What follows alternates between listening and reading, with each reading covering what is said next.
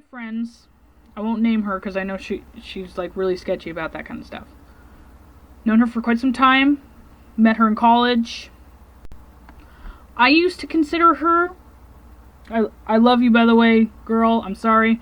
I used to consider her kind of crazy because she was, I can understand a conspiracy, especially with how much I'm suspicious of people, but she was full blown, should have been Alex Jones' niece, kind of into conspiracy stuff.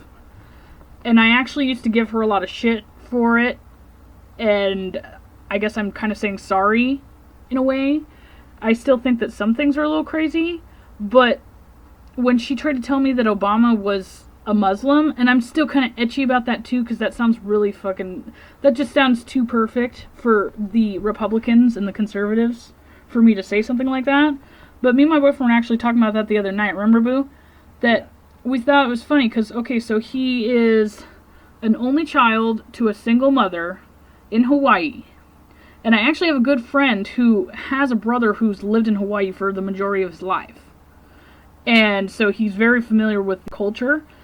And I was like, isn't it weird that somebody named Barack Hussein, and I know everybody jumped on the Hussein part, because obviously, I was like, don't you think it's Barack Hussein Obama? I was like, does that sound Hawaiian to you?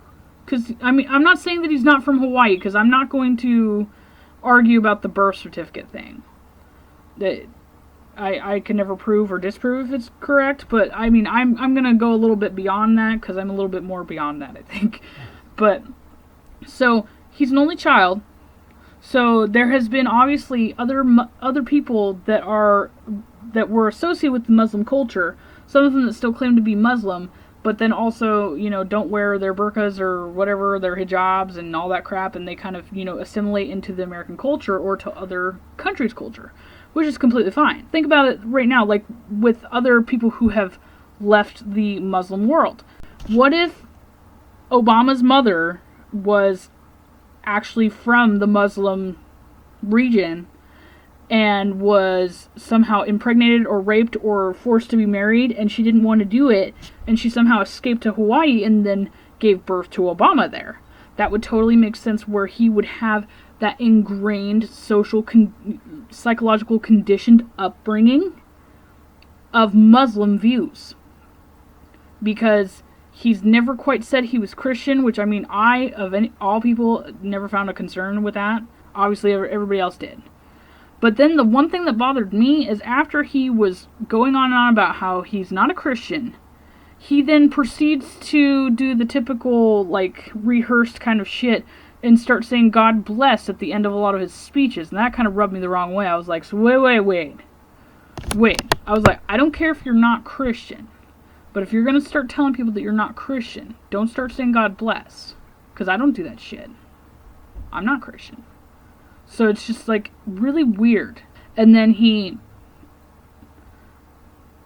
I don't even know. What's the word?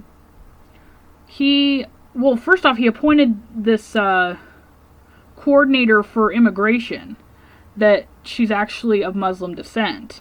And that actually happened at the beginning of this year. So, funny enough, when there were some crazy, like, Alex Jones, I think, random clip I was coming up in my auto feed on YouTube, talking about how Obama's been sneaking in a bunch of refugees and Muslims throughout the year before the Republicans even knew about this. And I was like, how the hell could he have done that? And now I totally get how he could have done that. I mean, and if around the world, all the Muslim immigrants, regardless of why they're coming in, they obviously do want to come in, are you really going to tell me for 1 minute that a chick who's wearing a hijab has no interest in bringing Muslim immigrants to this country? And I know people keep thinking I sound like a racist for that, but I actually wasn't against Muslims in any way, shape, or form before I started to see what the refugees were doing. And then I started looking into some symbolism through Nostradamus, and that was actually not related to this at all. I've actually just been more interested in Nostradamus because, like I said with the whole Pluto thing, We have to eliminate old to bring new. Essentially, everything that we know it as right now is old. So some of that's going to have to die. I'm a little concerned with that. Death is something I've been obsessed about for a long, long time. I like to know why it happens, how it happened, when it's going to happen would be nice. That's something else I'm working on. So that's just like what my brain is obsessing about all the time. So Nostradamus clearly was the next step for me. And obviously because there's Santos Bonacci that talks about there's so much correlation between the Bible and astrological symbolism, and Nostradamus uses a lot of more holy, symbolic, scripture-esque kind of descriptions in some of his quatrains. I felt like it just made sense for me to read through the Bible a little bit more again while I'm comparing it to Nostradamus' quatrains. And with my astrological knowledge, with reading Nostradamus' stuff, and referencing the Bible, and understanding what current events are going on right now, and then examining other periods in history with syncretism, I am now coming to these conclusions. I did not just instantly develop this racial or prejudice bias against Muslims. I came to the conclusion that there's going to be some huge war between two huge brothers, or two, and a lot of people think those are countries, and I may not even be referencing the correct quatrain that I'm thinking of. But then I can never get her freaking name right, but she's from Bulgaria. She's supposed to be the reincarnate Nostradamus. She died in like 1996 or something. She was really, really big in Bulgaria and Russia, which I also think that's very interesting that Russia got involved when they did, because if she was honored in Russia, I can't imagine that Putin doesn't know anything about her. So that's another thing as well. But basically what I'm getting at is that I kind of was able to piece together a story of some sort of huge religious or ideological or even nations fighting. I didn't know exactly what it was at first. I just developed all of the details in with that. And then I was able to determine what specific planets and signs represent those kind of characteristics because of my psychoanalytic astrological expertise that I have. And then I was trying to think, I was just, kind of looking all over the world and like going, does it fit with this country? No. Does it fit with this religion? No. Does it fit with this? No. And then I used syncretism to finally seal my theory and figure out exactly where I can be specific and pinpoint who potentially represents these things. And when I looked at the Neptune and Pisces and I did that one video, I saw not just once, but at least 2 times, I believe, if not 3, if I'm not mistaken, where there was some huge, migration thing, or invasions, or disease spreading throughout Europe because of some sort of conflict with Persians in Persia. And anybody who knows just a little bit of history or anthropology knows that Persia is now currently the Middle Eastern area. So, and then when I started to think about that more, I was like, wow. And that's when I started to, not only did I actually see a couple different reports on RT about some of the refugee issues going on, but I actually have a couple friends within the satanic community that are living in Europe, that are European natives. And I saw them talking trash about these Muslim immigrants. And then I started seeing, related searches and stuff, so I decided to look on YouTube. And I was actually just watching, I think, like an RT thing on it.